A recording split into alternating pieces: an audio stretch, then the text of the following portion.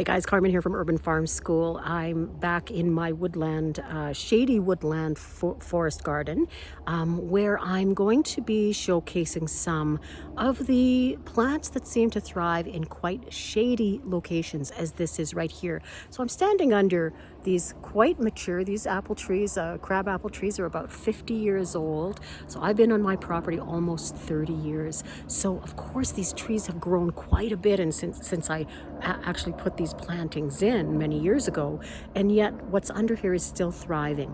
And I think, what we know about natural ecosystems is that they evolve over time. There's a successionary process that happens where the ecosystem is moving through time and evolving through time. And so you're going to see changes in levels of productivity for certain plants. And there may be some plants that don't thrive as much because the sunlight resources have diminished over time, some that are going to do better exactly for that same fact. So one plant that I think is absolutely a rock star, seems to be able to handle any kind of condition you throw at it, is the plant that I'm going to profile today, and that's daylilies. So why do daylilies belong in a forest garden system? They've got a couple of really, really cool reasons why. Number one, the flowers are edible and they're super, super delicious. So each bloom only lasts a day.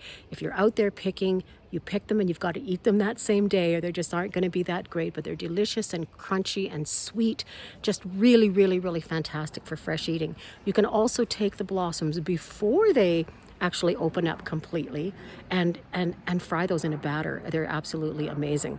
But the other cool thing about daylilies is that they can act as a really, really effective barrier plant. So if you've got an area, let's say, where you've got a plant that you really don't want coming into your forest garden system, you can plant daylilies and they will work really hard for you to keep that plant from encroaching upon your designed area, if that's something you're interested in. Now, do keep in mind, daylilies need a fair bit of room because they do grow and they will require dividing at some point if they get too dense and they don't have any place else to go. So they're really great for mass plantings in large food forest systems, or along the edge of a forest garden system, or along the edge, let's say, of where you've got a concrete driveway and a forest garden or something like that.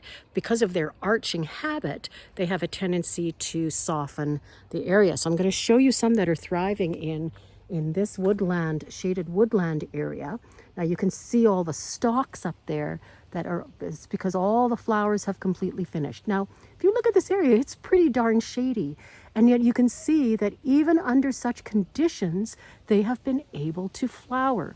The cool thing about daylilies, and I think why they belong in a forest garden system, is that they can thrive in any condition.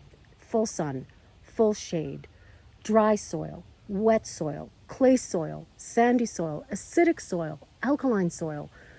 They just seem to be able to go absolutely anywhere. They're sort of your all-purpose plant. So there's, amongst their other attributes, that's one really wonderful reason why I think they can be incredibly useful in the right situation in your forest garden.